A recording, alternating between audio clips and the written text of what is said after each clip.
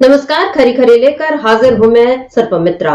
नीतीश कुमार और मोदी, इन दोनों में काफी समानताएं हैं। दोनों ही डींगे हाँकने में शायद नंबर एक हैं और दोनों ही अपनी सत्ता को बचाकर कैसे रखना है ये तिकड़म भी खूब जानते हैं। और इन दोनों नेताओं की एक और खास बात यह है कि जब इनकी जहां जरूरत होती है वहां ये कुछ नहीं बोलते और मौका लगे तो वहां से वो हट भी जाते हैं, यानी अपना चेहरा ही नहीं लाते हैं। ये अभी मैं बात इसलिए कह रही हूं क्योंकि इस समय बिहार में जो बवाल मचा हुआ है बीपीएससी परीक्षा को लेकर, पिछले 13 तारीख से ये बवाल चल रहा है और उसके बावजूद नीतीश कुमार अभी निकले हुए थे अपनी प्रगति यात्रा पर, और जो उन्होंने कुछ दिनों के लिए स्थगित की, लेकिन इस समय वो आए हुए हैं दिल्ली और यहाँ वो अपनी अलग राजनीति चमकाने की कोशिश कर रहे हैं। और यही हाल मोदी का भी आपने देखा होगा कि जब जब देश में जहां उनकी जरूरत पड़ी वहां मोदी नहीं गए। जैसे मोदी अभी तक मणिपुर नहीं गए, ये बात बार बार उठाई जाती है और मोदी मणिपुर पर कुछ नहीं बोलते। वही हाल अब नीतीश कुमार का दिखाई दे रहा है, जहां पर हजारों लाखों छात्र परेशान हैं कि उनकी परीक्षा जो वो मांग कर रहे हैं कि सभी केंद्रों पर फिर से परीक्षा हो। आपको मैं बता दूं कि ये जो बीपीएससी परीक्षा है इसका जो 70वीं परीक्षा है, इसकी प्राथमिक परीक्षा जो हो रही थी 13 तारीख को, और उसमें एक सेंटर पर छात्रों ने ये आरोप लगाया कि पेपर लीक हुआ है या इसमें कुछ गड़बड़ है। तो बीपीएससी ने ये कहा कि हम ये इस केंद्र की परीक्षा फिर से करेंगे और बाकी 911 केंद्रों पर कोई गड़बड़ी नहीं है, तो वहां जो परीक्षा हो चुकी है वो वैसी ही रहेगी। लेकिन छात्र इस बात के लिए तैयार नहीं है और वो लगातार 18 तारीख से इस बात को लेकर आंदोलन कर रहे हैं। 13 तारीख को ये पेपर हुआ था और उस दिन से ही गड़बड़ी की मांगे उठ रही थी कि इसको आप सुधारिए, लेकिन नीतीश सरकार ने, या ये कहें कि बीजेपी और नीतीश की सरकार ने इस पर ध्यान देना जरूरी नहीं समझा, क्योंकि वो इस बात को शायद अब जानते हैं कि ईवीएम उनके हाथ में है, चुनाव आयोग उनके हाथ में है, तो आने वाला जो वक्त है चुनाव का उसमें उनको शायद तकलीफ नहीं होगी। ये बात बीजेपी और जेडीयू शायद बीजेपी के साथ गई इसीलिए है कि उसकी सत्ता वहां पर बिहार में सुरक्षित रहे, लेकिन ईवीएम के जरिए भी या ईवीएम के भरोसे भी कितना चुनाव जीत पाएंगे बीजेपी और मोदी ये और नीतीश कुमार, ये अब उनके लिए सोचने वाली बात है। क्योंकि पटना में जो सारे छात्र इस समय आंदोलन कर रहे हैं बेहद नाराज हैं, और एक छात्रा का ये कहना था कि अभी हम अपनी परीक्षा को लेकर आंदोलन कर रहे हैं, लेकिन अगले साल यानी जो अभी 2 दिन में नया साल आने वाला है इसमें नीतीश कुमार की परीक्षा होनी और नीतीश कुमार इस परीक्षा में पास होंगे या फेल ये तय करेगा देश का युवा वर्ग, बिहार का युवा वर्ग। और जो वो युवा इस समय दिख रहा है बेहद नाराज और आंदोलनरत है, और इस आंदोलन में अब राजनीति भी भरपूर शुरू हो गई है। प्रशांत किशोर जो कि मौके पर चौका लगाने के माहिर हैं और जिनको ये घमंड है, मेरा ख्याल है ये कहना सही होगा, घमंड है उनको कि वो चुनाव जितवा सकते हैं किसी को भी। बिहार में बहार है, नीतीश कुमार है, ये प्रशांत किशोर का ही कहना था, उन्हीं का दिया हुआ नारा था, और नीतीश कुमार प्रशांत किशोर के भरोसे चुनाव जीतकर आ गए थे। कुछ यही किस्सा मोदी का भी है। प्रशांत किशोर की कंपनी ने ही मोदी का भी चुनाव मैनेजमेंट किया था और चाय पर चर्चा से लेकर तमाम चीजें, और उसमें मोदी चुनाव जीत। किशोर को ये लगने लगा है कि वो किंग मेकर ही नहीं, वो किंग भी बन सकते हैं। और इस बीपीएससी परीक्षा को लेकर जो छात्रों का आंदोलन है उसमें वो अपनी राजनीति चमकाने पहुंचे, लेकिन अब प्रशांत किशोर के भी कहा जा रहा है कि यहाँ पर उनको अब मुंह की खानी पड़ी, क्योंकि छात्रों का ये कहना है कि उन्होंने ही हमको इकट्ठा किया था गांधी मैदान में, और जब लाठी खाने की बारी आई तो प्रशांत किशोर वहां से चले गए। आपको बता दूं कि कल छात्रों पर बेहद बर्बरता से बिहार पुलिस ने या बिहार सरकार ने उनके साथ व्यवहार किया, उनके ऊपर पानी की बौछारें की, और इसको लेकर अब चारों तरफ से बहुत ज्यादा उसकी निंदा हो रही है। कांग्रेस के नेता या इधर अरविंद केजरीवाल, उधर बिहार में आरजेडी, ये सारे लोग इस मुद्दे को इस समय इस पर नीतीश कुमार को घेर रहे हैं और नीतीश कुमार पर अब सवाल उठ रहे हैं कि जब बिहार में बवाल है तो आप दिल्ली में क्या कर रहे हैं, आप दिल्ली क्यों आए हैं और क्या है इसका मकसद, क्या नीतीश और मोदी के बीच कौन सी अब नई खिचड़ी पक रही है, किस तरह से वो लोग सत्ता का नया खेल खेलने में लगे और किस तरह से वो हजारों लाखों नौजवानों की जिंदगी को दांव पर लगाए हुए हैं। ये सारे सवाल इस समय उठ रहे हैं और इन्हीं सवालों पर आज हम खरी खरी चर्चा करेंगे। हमारे साथ जुड़े हुए हैं अमलिंद उपाध्याय जी। अमलेंदु जी नमस्कार, स्वागत आपका इस कार्यक्रम में। अमलेंदु जी, ये बिहार है जहां से जेपी आंदोलन की भी बात, मतलब खुद नीतीश कुमार, लालू जी, ये सारे लोग उसी आंदोलन से निकले हुए लोग हैं, और यहाँ पर छात्रों का आंदोलन होना बिहार चुनाव के ठीक पहले किस ओर इशारा करता है? नीतीश कुमार पर जो सवाल उठ रहे हैं, और नीतीश कुमार ने से कल भी जब यहाँ पर पत्रकारों ने पूछा था कि बिहार में ये सब जो चल रहा है आप उस पर क्या कहेंगे, तो उन्होंने कहा शाम 4 बजे के बाद बात करते हैं। क्या इतने दिन से बिहार में जो स्थिति चल रही है, छात्रों की जो नाराजगी है, क्या वो उनको दिखाई नहीं दी? जो वो छात्रों की नाराजगी छोड़कर अपनी प्रगति यात्रा दिखाने निकल गए, क्या उनको कल शाम 4 बजे के बाद किस चीज का उनको इंतजार था? मुख्यमंत्री है वो, क्या उन्हें इतना भी नहीं पता कि उनके राज्य में क्या चल रहा है?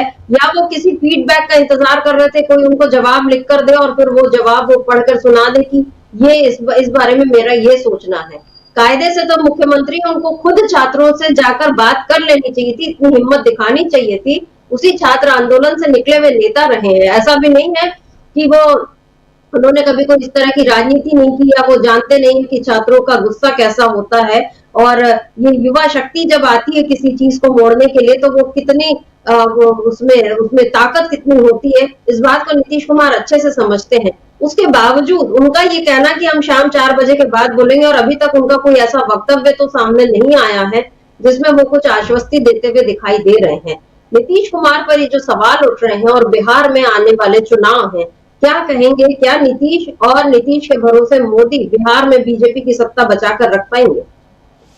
नहीं समिता जी, नीतीश कुमार तो खुद ही अब जो है वो इस जुगाड़ में है कि कैसे बीजेपी से मुक्ति पाई जाए। और बिहार में जो बवाल हो रहा है इसके पीछे भी भारतीय जनता पार्टी है, ये भी नीतीश कुमार की समझ में आ रहा है। पेपर लीक को लेकर समिता जी जितनी भी बातें अब तक होती रही हैं उस सबके पीछे कहीं ना कहीं बीजेपी दिखाई पड़ती रही है। और बीजेपी को लेकर ये आरोप है। आपको याद होगा कि राहुल गांधी ने संसद में खड़े होकर कहा था, संविधान सभा पे जब संविधान पर जब बहस हो रही थी उस समय उन्होंने कहा था कि संविधान में तो कहीं नहीं लिखा है कि पेपर लीक होगा और नौकरियां नहीं दी जाएंगी, छात्रों पे अत्याचार होगा। इस तरह की बातें राहुल गांधी ने कही थी।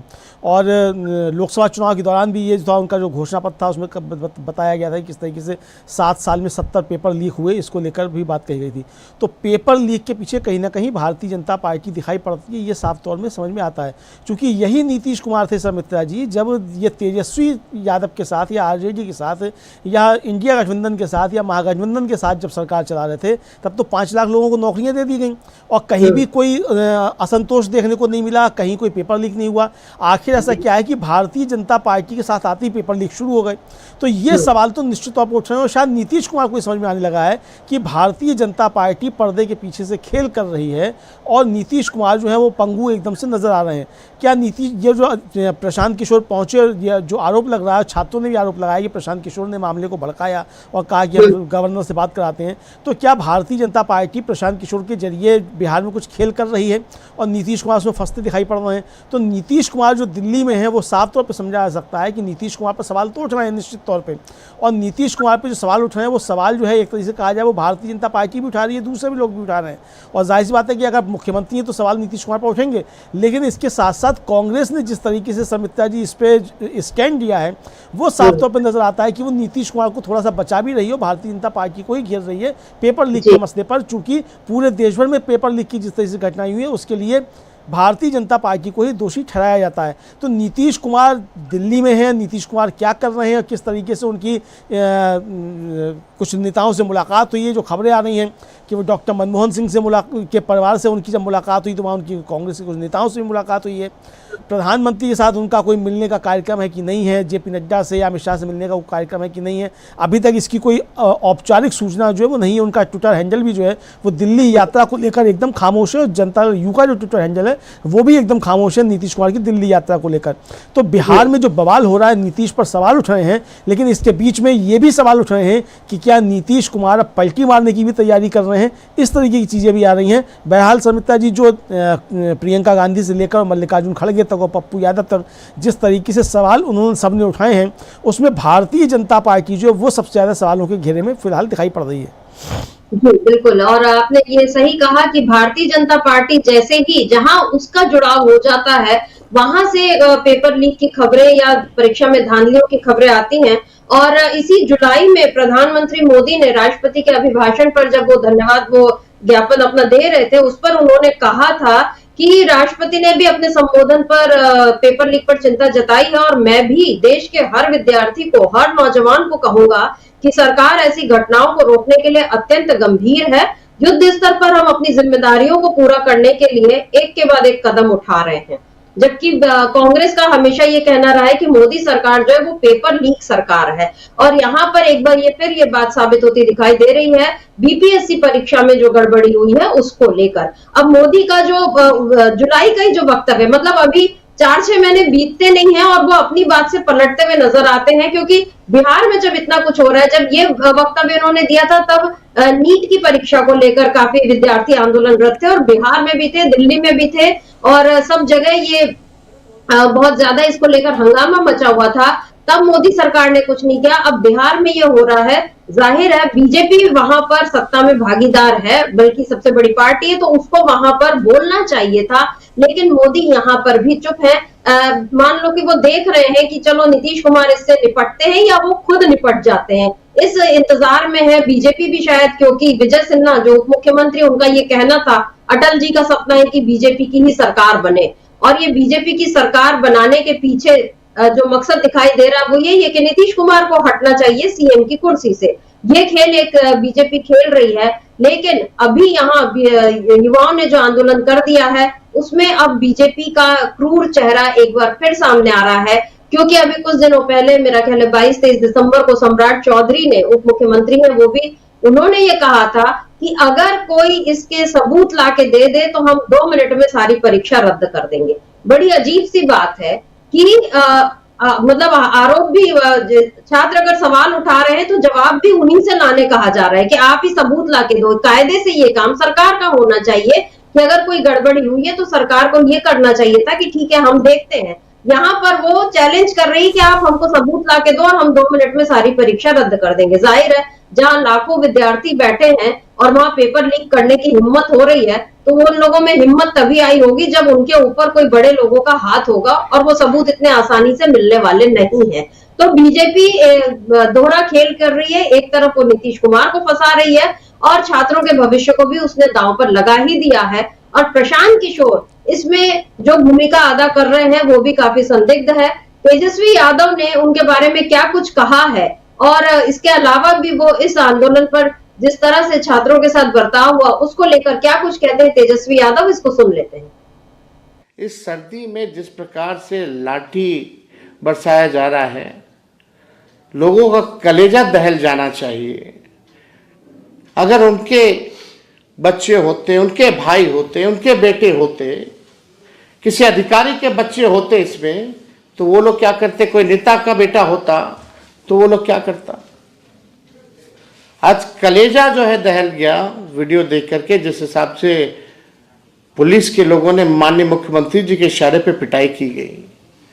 और आप सब लोगों को हम बताना चाहेंगे कि जो शांतिपूर्ण तरीके से जो धरना था, जो भूख हड़ताल थी, उसकी ताकत कुछ और थी। इस बीपीएससी के आंदोलन को कुछ लोगों ने गुमराह करने की कोशिश की है।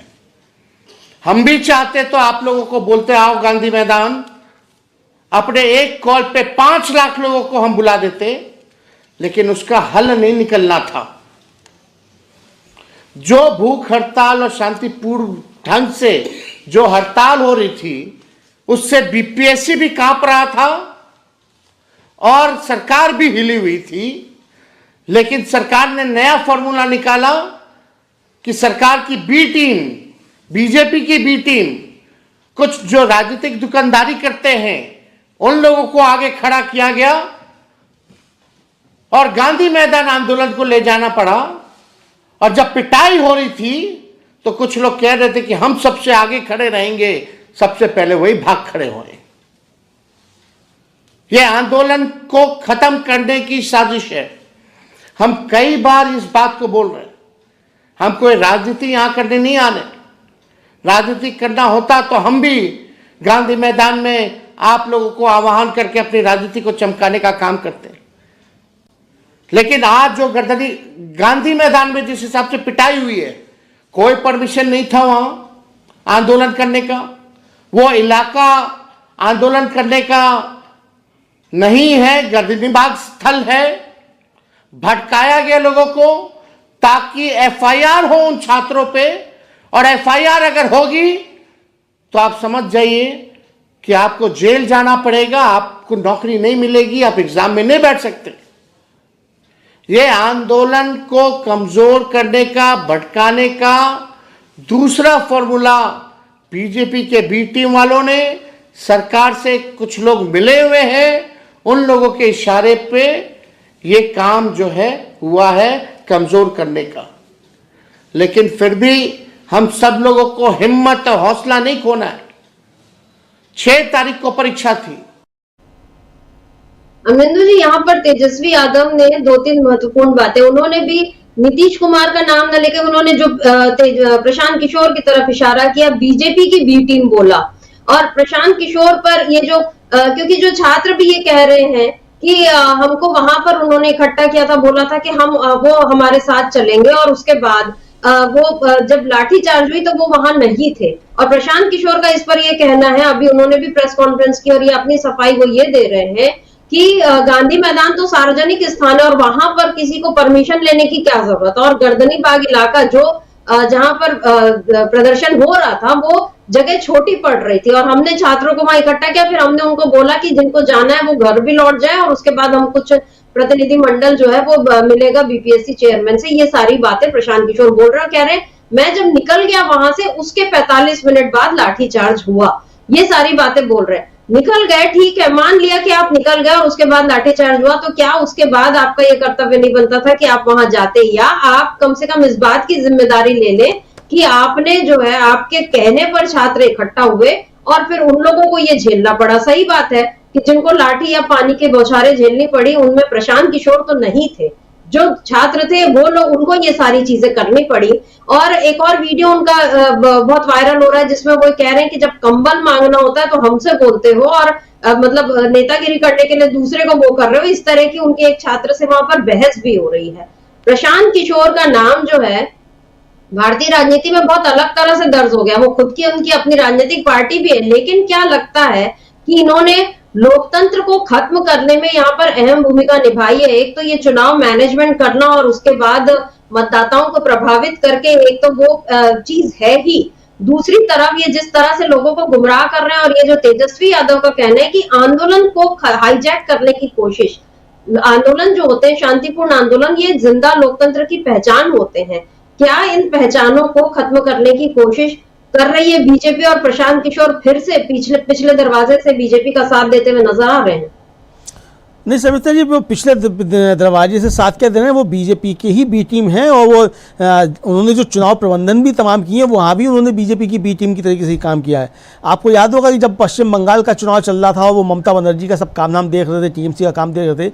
बीच में उनका एक वीडियो बड़ा वायरल हुआ था, वो जो एक ट्विटर पर जो स्पेस कहलाता है, उसमें उन्होंने कहा था कि वो लोग नरेंद्र मोदी को चाहते हैं बंगाल में, और वो काफ़ी ज़्यादा वायरल हुआ था कि साहब ये तो अभी से कह रहे हैं, और उसके बाद नतीजे क्या आए थे पश्चिम बंगाल के, सबने देखा। इसी तरीके से उत्तर प्रदेश में जब अखिलेश यादव का सब काम धाम देख रहे थे, उस समय ये सब चीज़ें सामने आई। तो ये काम बीजेपी का ही करते हैं और दूसरे दलों से पैसा लेते हैं, ये इनके बारे में आम चर्चा है। सवाल ये है कि क्या जो तेजस्वी यादव कह रहे हैं वो उनकी बात में दम दिखाई पड़ रहा है, और जो उसकी पुष्टि जो है खुद प्रशांत किशोर करते हुए नजर आ रहे हैं। प्रशांत किशोर का जो कहना है कि जब वो वहाँ से चले गए उसके 45 मिनट बाद लाठीचार्ज हुआ, तो यानी पहले से ये भूमिका तय थी कि जब प्रशांत किशोर चले जाएंगे उसके 45 मिनट बाद लाठीचार्ज होगा, लेकिन गांधी मैदान तक छात्रों को ले जाने का काम प्रशांत किशोर करेंगे, और उन्होंने अपना काम किया और उसके बाद छात्रों पर लाठीचार्ज हुआ।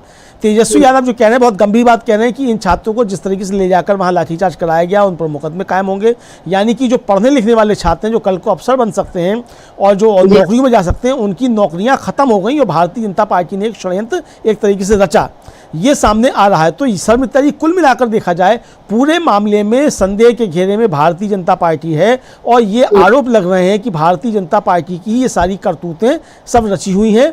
वहाँ जो प्रदर्शनकारियों पर लाठीचार्ज हुआ वो भी भारतीय जनता पार्टी की करतूत है। प्रशांत किशोर ने उसको लीड किया एक तरीके से उस करतूत को, और पर्दे के पीछे से भारतीय जनता पार्टी कर रही थी, और जो पेपर लीक हुआ है उसमें भी भारतीय जनता पार्टी का कोई ना कोई हाथ है, चूंकि ये आरोप सीधे सीधे तौर पर मल्लिकार्जुन खड़गे और प्रियंका गांधी दोनों ने लगाए हैं। समिता जी, जी, बिल्कुल। और तेजस्वी यादव का जो कहना है, जो छात्रों से वो कह रहे हैं कि आप लोगों पर एफआईआर अगर होती है और उसमें फिर आगे फिर नौकरी का सवाल ही नहीं उठता, कम से कम सरकारी नौकरी तो बिल्कुल ही नहीं, और प्राइवेट में भी अब नौकरियां खत्म हो रही हैं। और ये जो खबर आई है जिसमें बीपीएससी पर कल जो छात्रों पर वो लाठीचार्ज और ये सब हुआ, उसके बाद जन स्वराज के जो ये संस्थापक है प्रशांत किशोर और उसके अध्यक्ष मनोज भारती और उनके साथ साथ 21 नामजद और 600 अज्ञात लोगों के खिलाफ प्राथमिकी यानी एफआईआर दर्ज हो चुकी है। अब वो 600 अज्ञात लोग जो हैं उनमें से फिर कितने, ये सारे छात्र ही होंगे, तो तेजस्वी यादव ने जो आशंका जताई वो बिल्कुल सही साबित होती हुई दिखाई दे रही है। प्रियंका गांधी और मल्लिकार्जुन खड़गे दोनों का आपने जिक्र किया और दोनों ने इस मुद्दे पर ट्वीट भी किया है। क्या कुछ लिखा है प्रियंका गांधी ने वो भी देखते हैं और मल्लिकार्जुन खड़गे के ट्वीट को भी देख लेते हैं। प्रियंका गांधी लिखती हैं, बिहार में 3 दिन के अंदर दूसरी बार छात्रों पर अत्याचार किया गया। परीक्षाओं में भ्रष्टाचार, धांधली, पेपर लीक रोकना सरकार का काम है, लेकिन भ्रष्टाचार रोकने की जगह छात्रों को आवाज उठाने से रोका जा रहा है। इस कड़ाके की ठंड में युवाओं पर पानी की बौछार और लाठीचार्ज करना अमानवीय है। भाजपा का डबल इंजन युवाओं पर डबल अत्याचार का प्रतीक बन गया है। प्रियंका गांधी ने इसमें सीधे सीधे बीजेपी पर ही वार किया है कि आपकी जो डबल इंजन सरकार है वो युवाओं पर डबल अत्याचार कर रही है। और ये उन्होंने सही बातें उठाई हैं कि जो भ्रष्टाचार है, धांधली है, पेपर लीक, ये सारी चीजें रोकना सरकार का काम है, लेकिन यहाँ पर उल्टा हो रहा है। यहाँ पर छात्र आवाज उठा रहे हैं और छात्रों का दमन कर रही है नीतीश सरकार या बीजेपी की सरकार। और नीतीश कुमार इस समय आए हुए हैं दिल्ली और अब वो अपनी सत्ता बचाने आए हैं या और किस वजह से आए हैं ये तो बाद में जाहिर होगा। लेकिन यहाँ पर प्रियंका गांधी ने जो कहा और सम्राट चौधरी ने जो कहा था, जिस बात को मैंने पहले उठाया था कि आप सबूत ला के दे दो और हम 2 मिनट के भीतर परीक्षा रद्द कर देंगे, ये क्या एक तरह से जले पे नमक छिड़कने जैसा नहीं है अमलेंदु जी? सवाल ये समिता जी कि पेपर लीक कराएंगे आप और सबूत देंगे दूसरे लोग। जो यहाँ तो आरोप सीधे सीधे भारतीय जनता पार्टी पर, paper leak Bharatiya Janata party ने कराया। और जैसा मैंने पहले भी कहा कि भाई 5 लाख नौकरियां जब तेजस्वी के साथ थे नीतीश कुमार तब दे दी गई और कहीं कोई पर्चा लीक नहीं हुआ, कहीं कोई लाठी नहीं चली और 5 लाख नौकरियां मिल दी गई। और सिर्फ बिहार के लोगों को नहीं मिली, उत्तर प्रदेश से तमाम लोगों को नौकरियां मिली। यहाँ तक कि जो भारतीय जनता पार्टी के प्रवक्ता हैं उत्तर प्रदेश के, उनकी बेटी को भी वहाँ नौकरी मिली। तो तब कहीं कुछ नहीं आया। लेकिन जैसी भारतीय जनता पार्टी के साथ आया पेपर लीक हो गया। और समिता जी आपको याद होगा कि जब अग्निवीर योजना लागू हुई थी उस समय भी नीतीश कुमार बीजेपी के साथ थे और उस समय भी बिहार जल उठा था। तो नीतीश कुमार के साथ बीजेपी जब जब होती है बिहार क्यों जल उठता है? और नीतीश कुमार जब तेजस्वी यादव के साथ होते हैं तब बिहार शांति से क्यों काम करता रहता है? ये सवाल तो उठेंगे और यही सवाल उठ रहे हैं कि जब नीतीश कुमार बीजेपी के साथ होते हैं तभी बिहार क्यों जलता है, कानून व्यवस्था तभी खराब क्यों होती है, ऐसा क्यों होता है? और इसके पीछे समिता जी जो कॉन्स्पिरेसी थ्योरीज हैं उनमें से एक थ्योरी ये भी है कि नीतीश कुमार का चूंकि एक छवि जो सुशासन बाबू की बनी थी और उस छवि को खराब करने के लिए बीजेपी ही ये सारे काम बिहार में कराती है जी, ताकि नीतीश कुमार को अब जो है गच्चा दिया जा सके और नीतीश कुमार को जो है धकेला जा सके पीछे। और बीजेपी किसी तरीके से ये बताए कि साहब नीतीश कुमार जो थे वो संभाल नहीं पा रहे थे, इसलिए बीजेपी को फ्रंट सीट पे आना पड़ रहा है। लेकिन नीतीश कुमार भी इस बात को अच्छे तरीके से समझ गए हैं। तो नीतीश कुमार दिल्ली में जो है कहा यह जा रहा है कि नीतीश कुमार दिल्ली में कोई बड़ा खेल करने की फिराक में है और इससे जो है बिहार में तो बवाल जो चल रहा है वो चल ही रहा है, नीतीश पर सवाल उठ ही रहे हैं, लेकिन इन सवालों के बीच नीतीश कुमार भी जो है कोई खेल कर रहे हैं, ये भी सब चीज़ें सामने आ रही हैं। प्रियंका गांधी ने भी समिता जी जो अपना ट्वीट किया उसमें नीतीश कुमार का या उनकी पार्टी का नाम कहीं नहीं लिया है। उन्होंने भी जो है भारतीय जनता पार्टी पर सीधे सीधे सवाल उठाए हैं। तेजस्वी यादव की भी हम लोगों ने बाइट सुनी तो उन्होंने एक बार तो कहा कि मुख्यमंत्री जी के इशारे पर लाठीचार्ज हुआ, लेकिन उसके बाद उन्होंने खुद को संभाला। उसके बाद फिर पूरी बात जो है वो बीजेपी की बी टीम और प्रशांत किशोर बीजेपी पर ही केंद्रित करते रहे। तो यानी समझा जा सकता है कि नीतीश कुमार को इसमें विपक्ष जो है वो अगर बचा रहा है तो इसका मतलब पर्दे के पीछे कोई ना कोई खेल हो रहा है और बीजेपी की बी टीम को, बीजेपी को सामने लाकर जो हमले किए जा रहे हैं इसका मतलब राष्ट्रीय स्तर पर भी कोई नया खेल हो रहा है और शायद नीतीश कुमार भी कोई खेल कर रहे हैं। इसलिए नीतीश कुमार बिहार में ये बवाल होता हुआ छोड़कर दिल्ली आ पहुँचे, जबकि उनको बिहार में होना चाहिए था। इस तरह की चीज़ हो रही थी। अगर प्रशांत किशोर छात्रों को वहाँ ले गए और उसका कोई नहीं था, अनुमति उसकी नहीं थी प्रशासन की तरफ से, और तेजस्वी यादव भी कह रहे हैं कि गांधी मैदान प्रदर्शन का स्थल नहीं है, उसके लिए गर्दनी बाग है। तो गर्दनी बाग जाना चाहिए था। और प्रशांत किशोर भी स्वीकार कर रहे हैं कि हाँ गर्दनी बाग ही है, लेकिन चूंकि वहाँ जो सार्वजनिक स्थल है तो वहाँ वो ले गए। अरे सार्वजनिक स्थल, तो सार्वजनिक स्थल पे आप भीड़ थोड़ी ले जाएंगे। सार्वजनिक स्थल जो है प्रदर्शन के लिए नहीं है, सार्वजनिक स्थल है, आप वहाँ जा सकते हैं, आप वहाँ बैठ सकते हैं, आप वहाँ जाकर बैठकर मूंगफली खा सकते हैं, लेकिन वहाँ बैठकर आप प्रदर्शन नहीं कर सकते हैं और भीड़ इकट्ठा नहीं कर सकते हैं। तो इसका मतलब समिता जी, प्रशांत किशोर ने सारी भूमिका रची थी और प्रशांत किशोर इसके असली कल्प्रिट हैं और बीजेपी के इशारे पर काम कर रहे हैं। इस बात को नीतीश कुमार भी समझ चुके हैं और ये विपक्ष भी इस बात को कह रहा है। तो नीतीश कुमार पर सवाल है, वो सवाल खड़े रहेंगे कि अगर बीजेपी इसके पीछे कर भी रही है तो आप मुख्यमंत्री रहते हुए क्या कर रहे थे, आप क्यों सोए हुए थे, सवाल ये है। लेकिन नीतीश कुमार को लेकर जिस तरीके से बातें चल रही हैं उसके पीछे ये भी है कि नीतीश कुमार समझ गए हैं कि अगर भारतीय जनता पार्टी साथ रहेंगे तो चुनाव आते आते भारतीय जनता पार्टी इस तरीके के कई कांड करवा देगी और इसमें छवि नीतीश कुमार की खराब होगी। समिता जी बिल्कुल, और ये ऐसा पहली बार नहीं है, इससे पहले भी छात्रों का आंदोलन बिहार में हुआ है, नीट परीक्षा को लेकर काफी हंगामा था।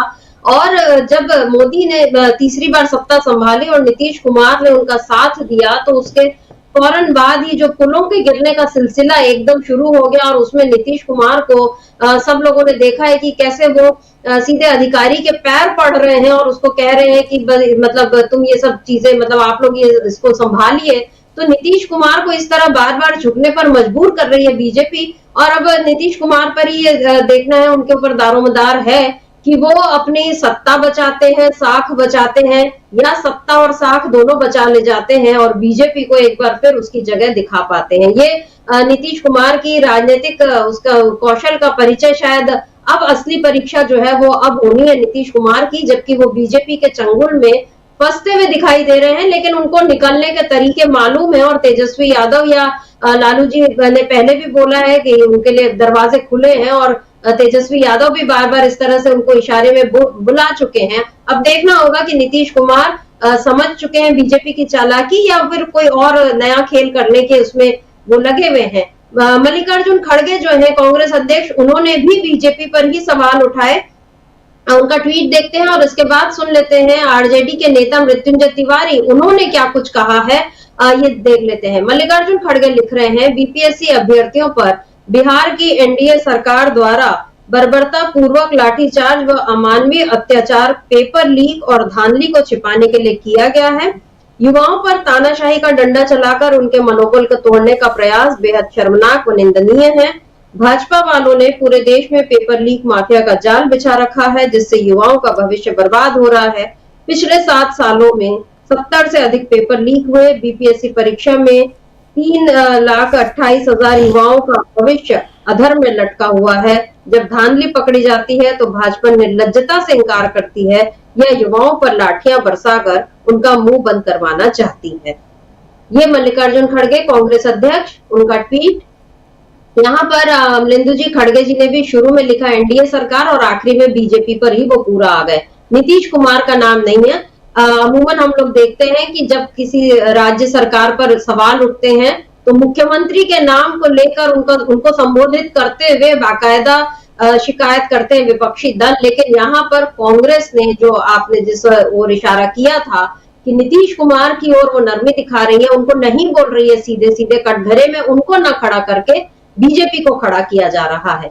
मृत्युंजय तिवारी जो है आरजेडी नेता, उनका बयान भी सुन लेते हैं, फिर दोनों पर आपकी प्रतिक्रिया चाहूंगी। पहले सुन लेते हैं मृत्युंजय तिवारी को। देखिए, नीतीश सरकार का बिहार में पूरा सिस्टम ही लीक हो चुका है और जिस तरह बीपीएससी अभ्यर्थियों छात्रों का भविष्य इस डबल इंजन की एनडीए नीतीश सरकार ने अंधकार में कर दिया है और वो अपनी जायज मांगों को लेकर के लोकतांत्रिक तरीके से सरकार से गुहार लगा रहे हैं, तो उनके ऊपर लाठियां डंडा से बारिश की जा रही है।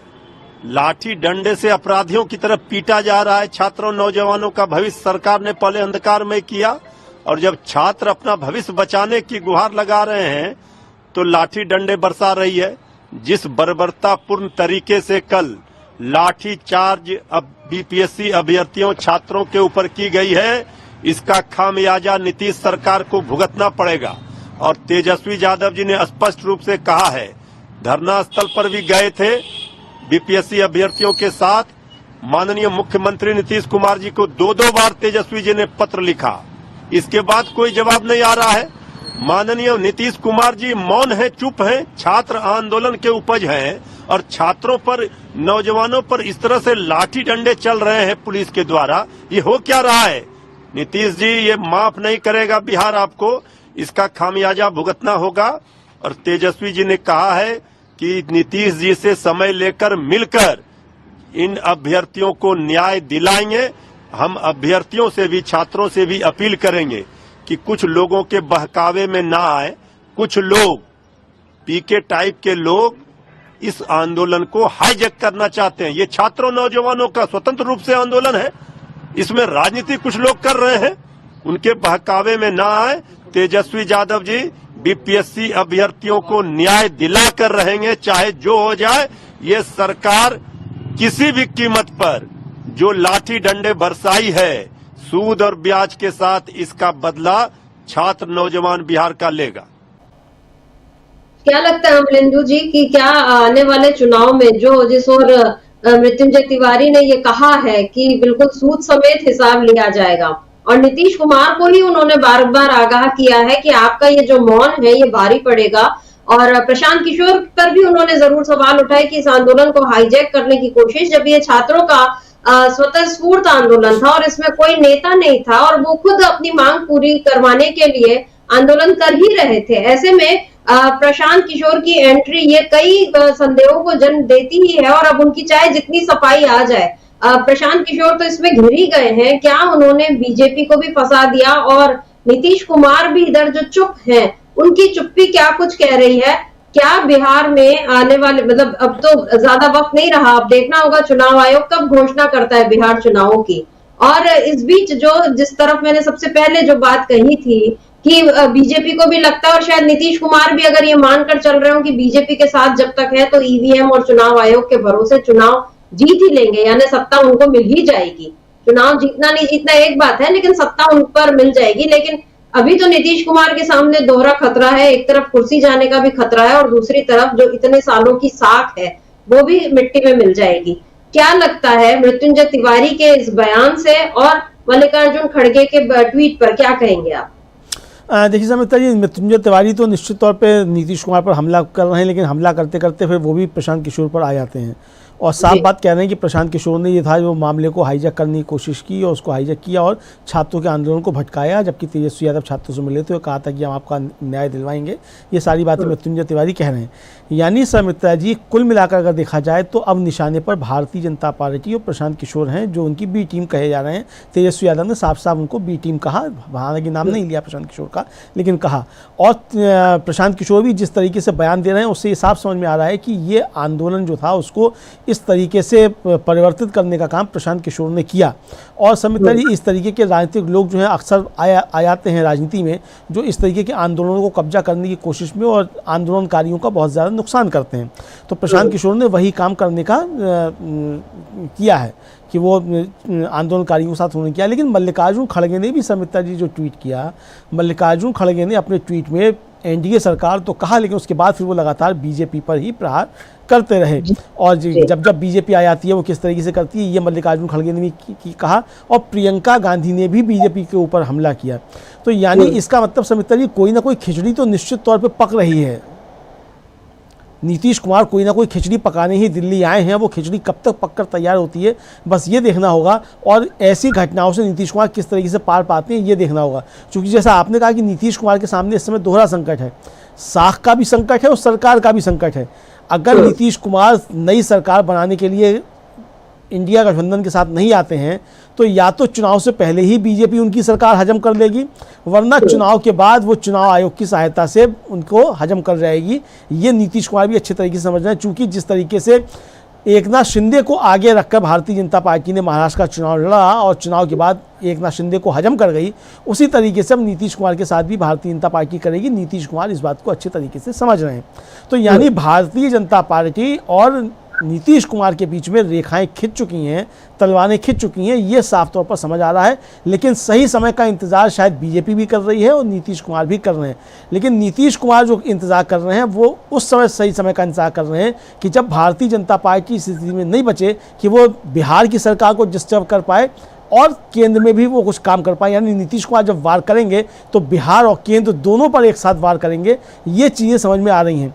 तो जिस तरीके से इंडिया गठबंधन के लोग एक सॉफ्ट कॉर्नर नीतीश कुमार को दिखा रहे हैं, हालांकि इस नीतीश कुमार पर सवाल भी उठा रहे हैं, लेकिन सवालों के साथ साथ नीतीश कुमार को के लिए एक सॉफ्ट कॉर्नर जो बनाकर चल रहे हैं, उससे साफ समझा जा सकता है कि नीतीश कुमार अंदर ही अंदर कोई ना कोई खिचड़ी निश्चित तौर पर पका रहे हैं। और ये खिचड़ी कब पकती है और बिहार पे इसका क्या असर पड़ता है, केंद्र पे इसका क्या असर पड़ता है, ये देखा जाएगा। लेकिन फिलहाल जो है भारतीय जनता पार्टी और प्रशांत किशोर के कारनामों ने नीतीश कुमार के ऊपर सवाल तो खड़े कर ही दिए समिता जी। जी बिल्कुल। और इंडिया गठबंधन जिस तरह से इस समय अपनी रणनीति उसकी जो है वो यही दिख रही है कि वो उसने बीजेपी या एनडीए सरकार को चारों तरफ से घेर तो वो रही है, लेकिन थोड़ा सा रास्ता बचाए हुए कि नीतीश जी को अगर निकलना है तो वो किनारे से निकल सकते हैं, आ सकते हैं उनके साथ, और उसके बाद ये सब लोग मिलकर बीजेपी को बता सकते हैं कि सत्ता की लड़ाई में हमेशा जो है वही नहीं जीतेगी और जो विरोधी है वो भी पलटवार कर सकता है।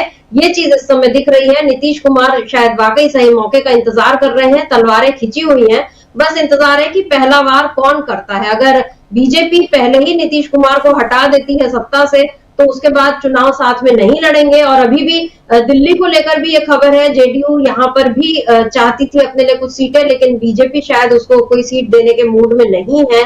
और जैसा उसने जीतन राम मांझी के लिए कर दिया कि नहीं हम आपको कोई सीट नहीं देंगे, और फिर जीतन राम मांझी ने घोषणा कर दी कि हम यहाँ पर स्वतंत्र रूप से चुनाव लड़ेंगे। तो वो तो खैर छोटी पार्टी है, लेकिन नीतीश कुमार का साथ मोदी के लिए बहुत जरूरी है। हालांकि मोदी अब नहीं, वो शायद उनके मन में भी कुछ और चीजें चल रही होंगी और वो ये मान के चल रहे होंगे कि नीतीश कुमार कमजोर हो रहे हैं और वो मुझे साथ छोड़कर जाएंगे मेरा, तो वो कहीं नहीं बचेंगे। लेकिन नीतीश कुमार अपने बचाव का इंतजाम भी कर रहे हैं, ये दिख रहा है। पप्पू यादव जो निर्दलीय सांसद हैं कांग्रेस के, लेकिन वो हमेशा कांग्रेस के साथ खड़े होते हैं, उन्होंने इस बार राज्यपाल से मुलाकात की और क्या कुछ कहा उन्होंने, सुन लेते हैं पप्पू यादव को भी, क्योंकि वो हमेशा इस समय हम लगातार देख रहे हैं कि जहां जरूरत होती है वहां पप्पू यादव पीड़ितों के साथ खड़े होते हुए नजर आ रहे हैं, और खास तौर पे बिहार में ये हम लगातार देख रहे हैं। क्या कुछ कहा है पप्पू यादव ने, सुन लेते हैं। पहले तो बधाई नया साल की गवर्नर साहब और सबको। उन्होंने बीपीएससी चेयरमैन से सीधा बातचीत की, उन्होंने कहा आप आइए मैं बात करूंगा, डिटेल बातचीत उन्होंने की। और उन्होंने कहा मैं डीएमएसपी साहब को भी बुलाऊंगा कि किस आधार पर उन्होंने लाठी चलाया और केस एफआईआर किया है। तीसरी बात उन्होंने कही कि मैं मुख्यमंत्री जी से पर्सनली बात करूंगा। चौथी बात उन्होंने कही कि किस आधार पर 12,000 का एग्जाम होगा और 4 लाख का नहीं होगा। एक पूर्णिया हाईकोर्ट बेंच, जो अन स्टेट में 3 बेंच है, 2 बेंच है, यहाँ एक ही बेंच है। तो एक ये मुद्दा, एक दूसरा यूपीएससी, इन दोनों मुद्दों पर बीपीएससी, दोनों मुद्दों पर इन्होंने पूरी इंक्वायरी की बात कही है, ऊपर से नीचे वार्ता करने की बात कही है और बीपीएससी के चेयरमैन को बुलाया है और उन्होंने कहा कि ये गलत हुआ है। बीपीएससी के चेयरमैन ने कहा कि कोई डेलीगेट आ रहा है। मैंने कहा कौन डेलीगेट, ये कौन फिर फ्रॉड किशोर आ रहा है? इतना बड़ा गुंडा मैंने दुनिया में नहीं देखा। मसल पावर, ये एक तो इस आंदोलन को बेच दिया पैसा लेकर के, इन्होंने भी पैसा लेके बेचा, बच्चों का इस्तेमाल कर लिया। अमरेंद्र जी, पप्पू यादव भी वही बात बोल रहे हैं जो तेजस्वी यादव कह रहे थे, हालांकि शब्दों के चयन में काफी तल्ख नजर आए। फ्रॉड किशोर बोल रहे हैं, सीधे सीधे आंदोलन बेच दिया, मसल पावर तक का इल्जाम लगा दिया उन्होंने। तो पप्पू यादव जो है उन्होंने ये जो बातें बोली, और आरिफ मोहम्मद खान अभी वो केरल से उनको बिहार भेजा गया और तब ये उम्मीद जताई गई थी उनका काफी स्वागत, और बीजेपी के लोगों ने भी, क्योंकि वो खास उनके हैं, और ये कहा कि इनके आने से और उच्च शिक्षा और तमाम बातें जो है कि इनको, वो पढ़े लिखे वो है, विद्वान है, और उनके आने से यहाँ राज्य की प्रगति होगी और शिक्षा के क्षेत्र में उन्नति होगी। ये बहुत सारी बातें हुई थी। राज्यपाल से मिल सकते हैं जब पप्पू यादव, तो प्रशांत किशोर को क्या तकलीफ थी कि वो भी पहले जाकर मिलते और बात करते, जैसा कि आश्वासन उनको राज्यपाल की तरफ से मिला। हालांकि राज्यपाल के हाथ में इससे ज्यादा कुछ नहीं कि वो सरकार से बस इतना बोल ही सकते हैं कि भाई आप करवाइए, लेकिन जो काम पप्पू यादव ने किया वो काम प्रशांत किशोर क्यों नहीं कर सकते थे? और जो कहा कि पैसे लेकर आंदोलन को बेचा, बहुत गंभीर आरोप है। क्या कहेंगे? पप्पू यादव ने जो ये यहाँ पर क्या बढ़त ले ली, और जाहिर है उनका समर्थन है महागठबंधन को, तो क्या यहाँ पर महागठबंधन जो है एनडीए पर भारी पड़ता हुआ दिखाई दे रहा है? बिल्कुल समिता जी, महागठबंधन एनडीए पर काफ़ी भारी पड़ता हुआ दिखाई पड़ रहा है। फिलहाल तो ये है कि ये एनडीए जो है वो बिहार चुनाव तक रहेगा भी कि नहीं रहेगा, इसको लेकर जो है बहुत सारी संभावना है। और जो वन नेशन वन इलेक्शन को जो चला गया है जेपीसी को, तो क्या बिहार चुनाव से पहले ही केंद्र के चुनाव हो जाएंगे, इसकी भी जो है आशंकाएं अब जताई जाने लगी हैं। क्योंकि बिहार में जो कुछ चल रहा है उस बिहार का असर केंद्र की सरकार पर भी पड़ेगा। नीतीश कुमार अगर अलग होते हैं तो अकेले नीतीश कुमार अलग नहीं होंगे, उनके साथ में चंद्रबाबू नायडू, एकनाथ शिंदे भी जो है वो, और चिराग पासवान, ये भी अलग होंगे। चूँकि जिस तरीके से भी पिछले दिनों नीतीश के करीबी संजीव हंस जो आईएएस अफसर हैं उन पर ईडी की छापेमारी हुई, और चिराग पासवान के नज़दीकी जो है हुलास पांडे, उन पर जिस तरीके से ईडी की छापेमारी हुई, उसके बाद बिहार की राजनीति बदलती हुई दिखाई पड़ रही है। नीतीश कुमार कल जब दिल्ली आए हैं तो इससे पहले 62 आईपीएस अफसरों के तबादले करके आए हैं, और उससे पहले 40 आईएएस अफसरों के तबादले कर चुके हैं। तो ये मौसम जो है ये तबादलों का मौसम नहीं है। यहाँ तबादले इस समय जो होते हैं वो किसी न किसी खास उद्देश्य से किए जाते हैं। या तो चुनाव होने की स्थिति हो, उससे 2 महीना पहले किया जाता है कि आचार संहिता लगने वाली है, उससे पहले अपने अफसर फिट कर दो, ये होता है। या फिर जो है चुनाव की तैयारियों में अब जाना है तो अपने हिसाब से सब ठीक ठाक कर लिया जाए, ये है।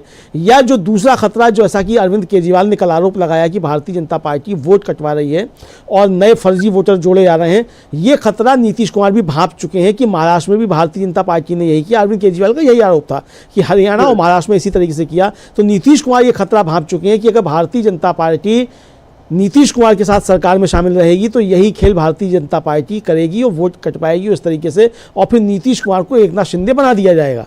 तो नीतीश कुमार जो है वो आने वाले खतरों को अच्छे तरीके से भांप रहे हैं। तो नीतीश कुमार के सामने इस समय जो है वो, चाहे वो छात्र पिटते रहें और चाहे वो पेपर लीक होते हैं, ये समय कोई बड़ा मसला नहीं है।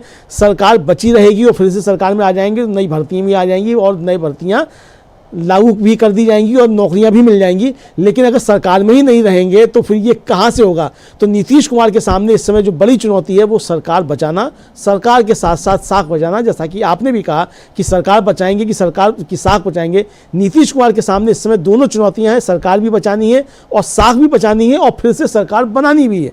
तो ये नीतीश कुमार के सामने 3 बड़ी चुनौतियां हैं। तो इसलिए बिहार में चाहे बवाल होता रहे, नीतीश पर कितने भी सवाल होते रहे, नीतीश कुमार का एकमेव लक्ष्य इस समय जो है बिहार में फिलहाल सरकार बचाना और किसी तरीके से चुनाव में जाकर फिर से सरकार बनाना, ये उनका लक्ष्य है। ये भारतीय जनता पार्टी के साथ रह के पूरा नहीं हो सकता है, ये नीतीश कुमार अच्छी तरीके से समझ रहे हैं। तो फिलहाल नीतीश कुमार कोई बड़ा खेल करने की तैयारी में है। और इधर जिस तरीके से वहाँ आरिफ मोहम्मद खान को गवर्नर बनाकर भेजा गया है समिता जी, ये भी संकेत अच्छे नीतीश कुमार के लिए नहीं है। क्योंकि आरिफ मोहम्मद खान की छवि जो है वो विवादास्पद गवर्नर की रही है केरल के में जिस तरीके से उन्होंने काम किया। इसीलिए अब ये भी सवाल उठ रहे हैं कि क्या नीतीश कुमार से बिना पूछे वहाँ गवर्नर बनाकर आरिफ मोहम्मद खान को भेज दिया गया, और जिस तरीके से प्रशांत किशोर को लगाया गया है, भारतीय जनता पार्टी के नेता गिरिराज सिंह ने वहाँ जिस तरीके से यात्रा निकाली, सांप्रदायिक सद्भाव बिगाड़ने की कोशिश की, ऐसे में आरिफ मोहम्मद खान का गवर्नर बनाकर भेजा जाना, क्या नीतीश कुमार को भारतीय जनता पार्टी कई मोर्चों पर घेरना चाहती है और चुनाव से पहले कोई बड़ा खेल करना चाहती है। लेकिन नीतीश कुमार की इस खेल को एक तरीके से कहा जाए, मतलब बीजेपी के खेल को नीतीश कुमार समझ चुके हैं, भारतीय जनता पार्टी इसीलिए परेशान है। हालांकि नीतीश कुमार पर सवाल बरकरार है।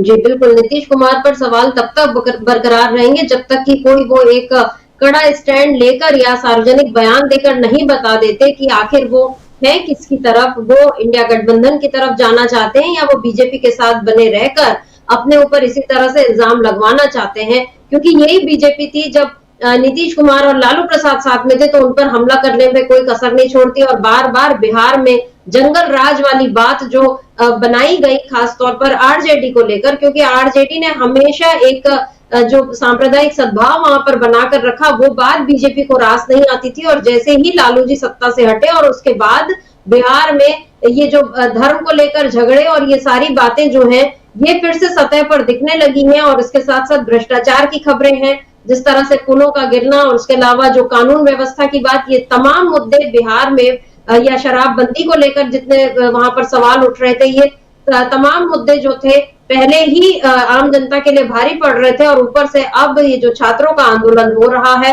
दिख रहा है कि लाखों छात्र इस समय परेशान है अपने भविष्य को लेकर।